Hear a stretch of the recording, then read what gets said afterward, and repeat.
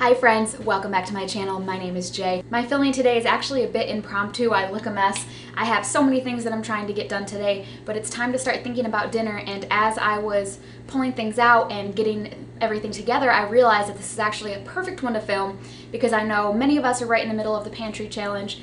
Like I said in a previous video, I'm not fully participating in the Pantry challenge, because I'm still grocery shopping like normal. However, I am making an effort to try and utilize the things that are in my pantry as well as my deep freezer. So I was down in the deep freezer today pulling out a couple of things that I needed for this recipe, and I pulled a couple of other things out as well. So I figured let's go ahead and turn the camera on and just have a chat.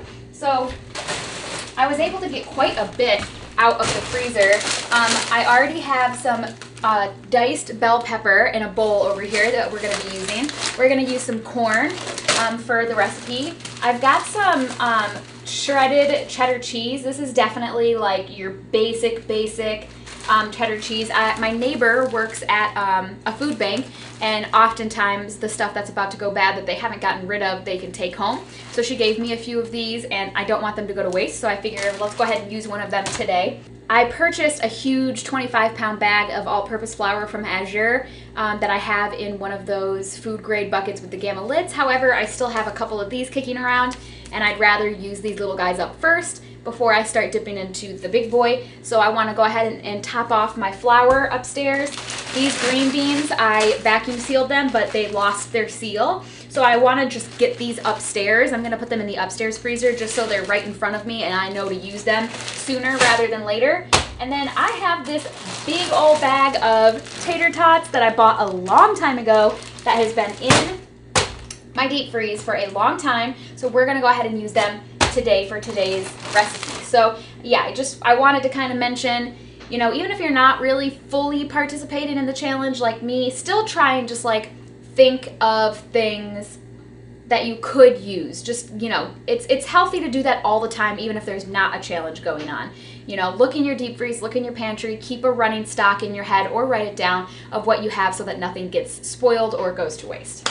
All right, you guys, now I have my cast iron skillet right here. I'm over at my stove. I have my oven preheated to 375 degrees, and I have a package of organic ground beef that I got from my local grocery store that I'm gonna go ahead and brown up in my cast iron skillet. I'm gonna add a little bit of butter. I've been using a lot more butter than I have oil lately, and I'm gonna brown this up. I'm trying to get an angle where you can see me and my pan, but I just don't think it's gonna happen in my tiny kitchen. Let's see. Okay, kinda, sorta. So to this meat, I added about a teaspoon of salt. However, we're also going to be adding beef broth. So only add the salt if you have a low sodium beef broth. If you don't, then I would not add any salt. So I added about a teaspoon of salt. I added 2 teaspoons of cumin, and I added 3 teaspoons of chili powder. So I'm getting this all nice and mixed together. I'm browning the meat, and this is just smelling so good. All right, now that the meat is almost done, but there's still a little pink, I'm gonna remove it to a separate bowl. We are gonna be baking this, and so I don't want the meat to be all the way done. I like that it has a little bit of pink left. Okay, so I removed all of the meat and put it in a separate bowl. I did not have to drain off any grease because this is an organic grass-fed, grass-finished beef, and it didn't really have any.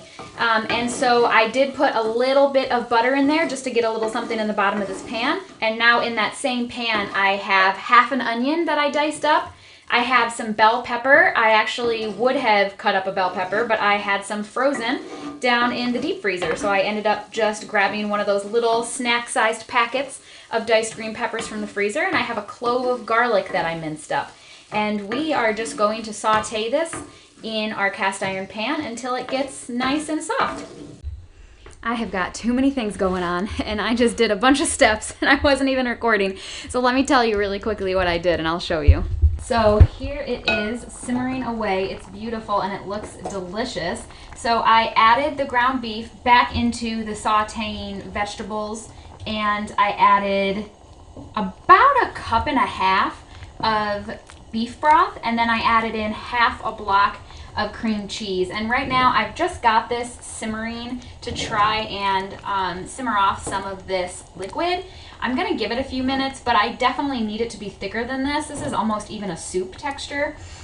So if you are making this and it's real thin, you can either see if you can simmer off some of that liquid, or you could add a slurry of cornstarch and water, and that could also thicken it up as well. So I might have to do that, we'll see, but I'm just gonna give it a few minutes.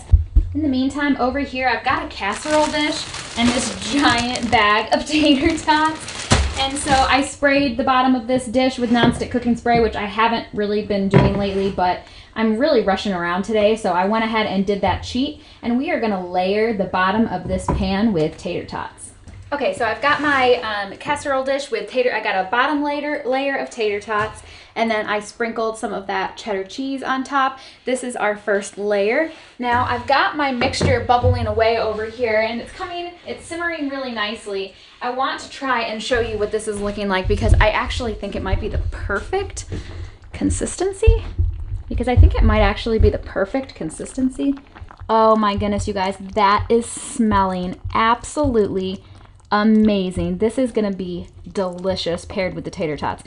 It's still a little thin, I think, but I'm not worried about it. I want that bottom layer to really soak up a lot of this moisture, and that's gonna be delicious baked with the cheese. So I'm gonna give it a couple more minutes, and then we're ready to put that on top of our tater tots and cheese that we already have in our prepared baking dish. Okay, you guys, we're gonna go ahead with this. I could let it simmer a little longer. I could add the slurry to make it a little thicker, but I think it's gonna be just fine. I think the bottom layer of tater tots are gonna soak up a lot of this liquid, and it is gonna be so, so yummy. I think Tom is really gonna love this one. So, again, I have my tater tots, I've got my cheddar cheese layer, and we're just gonna go ahead and scoop this mixture right over on top of the tater tots and cheese, get it spread around a little bit. Now that we've got all of the filling on there, we're gonna top it off with another layer of tater tots. We are really pushing the limits of my casserole dish, which is saying something because this is my biggest casserole dish. So this is a really great recipe if you're trying to feed a lot of people, or if you want leftovers for many days in a row, because this is a ton of food.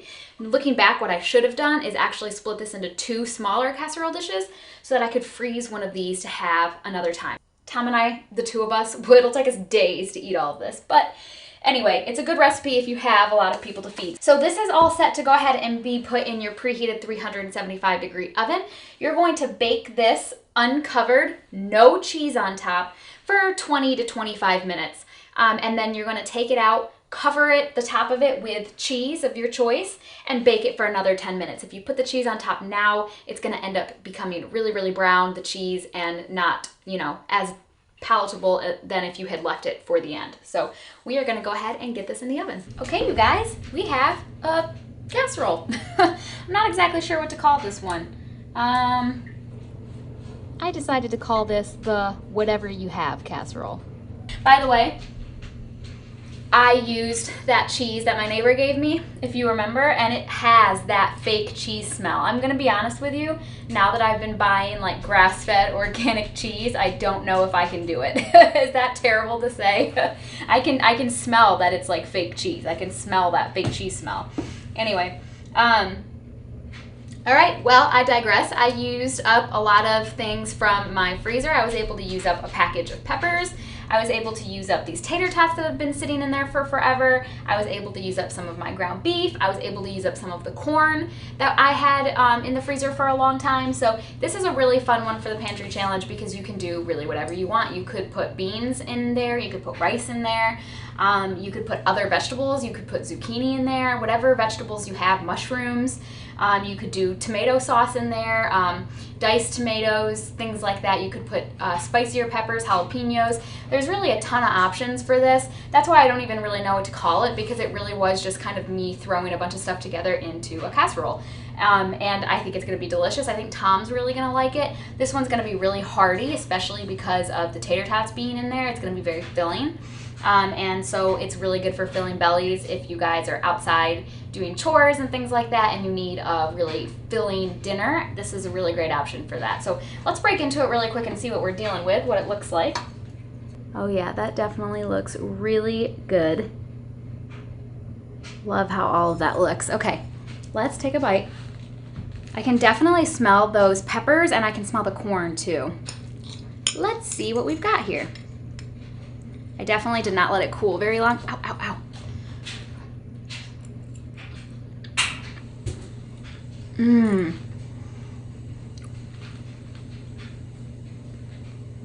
I was really worried because of the cheese that I wasn't gonna like it. No, this is delicious. Oh my goodness.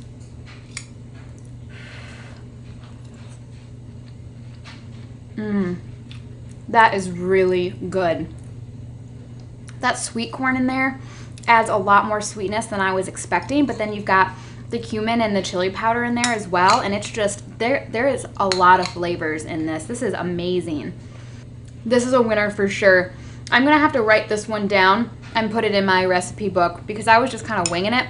But no, this is, I guarantee it, Tom's gonna like it. I really like it. This is a good one for sure. This is a good one. If we ever have my parents or Tom's parents over for dinner, I'll probably make this because I can send people with leftovers and things like that. This is really good. Okay, that is very exciting. Well, you guys, thanks for hanging out with me again in the kitchen today. It's hard for me because I don't plan my videos. I tried that in the beginning of this channel and I was stressing myself out trying to keep up with the schedule. And so I decided to just kind of film what I'm feeling. And it's hard because I don't always know what that's going to look like. But I much prefer it that way because it takes a lot of the stress off. So once dinner kind of started to take shape in my mind today, I was like, I've definitely got to turn the camera on for this one because it's going to be a great one to inspire people during the pantry challenge. So I hope that you found this useful. I hope that you give it a try. Remember that you don't have to have these exact ingredients. If you don't have tater tots, you could use any kind of starch. If you have leftover mashed potatoes, if you have hash browns, sliced potatoes left over from scalloped potatoes, any kind of starch would work. Or if you have like an old, like a loaf of bread that's about to go stale or some buns or something that's about to go stale, you could always dice those up and maybe bake them in the oven for a minute, almost like you're gonna make like a crouton, and put those in here. I imagine that would work just as well. Cornbread, you could use cornbread for this instead of tater tots. And then, like I said, the ingredients, the corn, the peppers, the onions, the spices that we used, you can switch all of that up to your taste. And that's why being in the kitchen is so much fun, and that's what makes the pantry challenge so fun, because you can just see what you have, what you need to use up, and you can start putting things together from there. So I liked this. I definitely wanted to film this because it's a really great base recipe that's really easy to get creative with. So let me know down in the comments if you decide to make this, what combination of ingredients you end up using. If you have any questions, feel free to also leave them in the comments and I'll get back to you. But you guys, thank you so much for hanging out with me today, and I can't wait to see you in my next video. Be blessed, my friends. Bye.